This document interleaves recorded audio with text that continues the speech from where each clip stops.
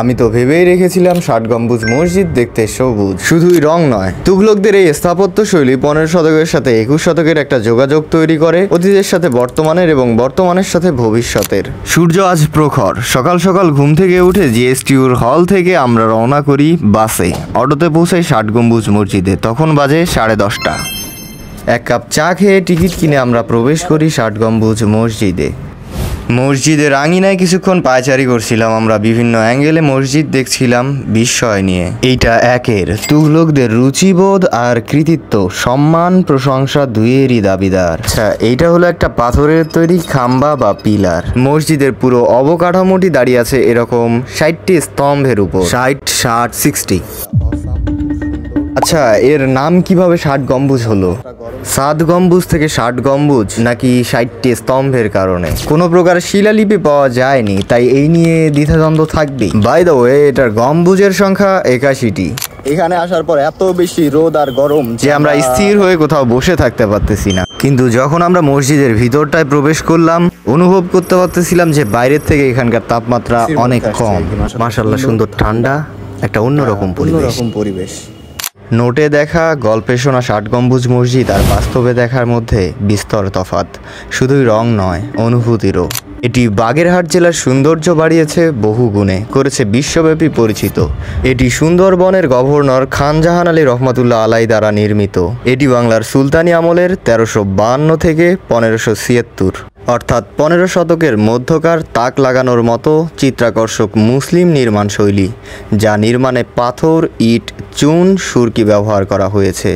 আর এই পাথরগুলো আনা হয়েছিল রাজমহল থেকে। তুঘলকি ও জৈনপুরী নির্মাণ শৈলী এতে সুস্পষ্ট। মসজিদটির পূর্ব দেয়ালে ১১টি বিরাট আকারের খিলানযুক্ত দরজা আছে। মাঝের দরজাটি অন্যগুলোর চেয়ে বড়। উত্তর ও দক্ষিণ দেয়ালে আছে ৭টি করে দরজা। মসজিদটির ৪ কোণে ৪টি মিনার আছে।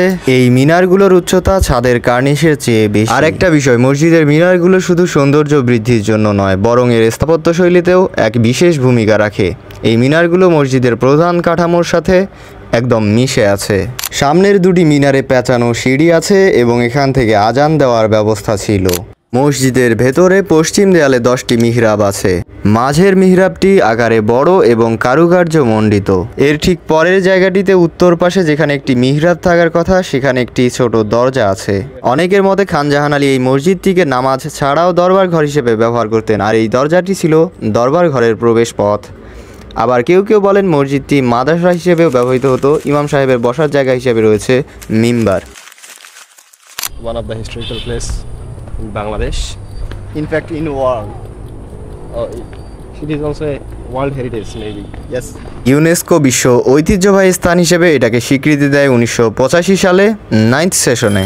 যে কোনো প্রকার কুসংস্কারে বিশ্বাস করা শিরক, তাই একটা শিরক থেকে আপনাদেরকে সতর্ক করছি, যেটা এখানে এসে হইতে দেখলাম। একদম না, এটা শুধুমাত্র একটা অন্ধবিশ্বাস।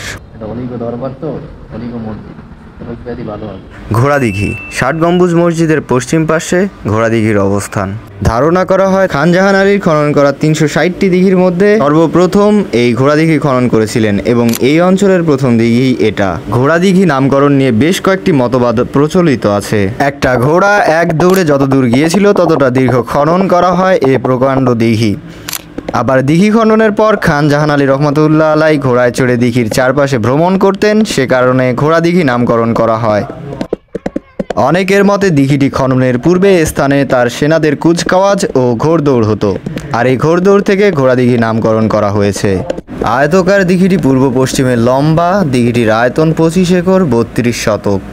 এখন আমরা প্রবেশ করব বাগেরহাট জাদুঘরে। জাদুঘরটি ২০০১ সালে সেপ্টেম্বর মাসে জনসাধারণের জন্য উন্মুক্ত করে দেওয়া হয়। ১৯৭৩ সালে সরকার পঞ্চদশ শতকে গড়ে ওঠা খলিফাতাবাদ শহরের প্রাচীন ইতিহাস ও ঐতিহ্য সংরক্ষণ ও উপস্থাপনের জন্য আন্তর্জাতিক আবেদন জানায়। এরই প্রেক্ষিতে বাংলাদেশ সরকার ও ইউনেস্কোর যৌথ উদ্যোগে ৫২০ বর্গমিটার এলাকা নিয়ে একটি জাদুঘর নির্মিত হয়। কিছু কিছু মানুষ আছে যারা ঘুরতে আসার পর এই ধরনের কাজগুলা করে, দায়িত্ব জ্ঞানহীন। এই জল ধারার পাত্রটা কিভাবে ডাস্টবিন হয়, একটা প্রাচীন ঐতিহাসিক জিনিসের কদর কি করতে আমরা শিখবো না? শুকরিয়া সাথে থাকার জন্য।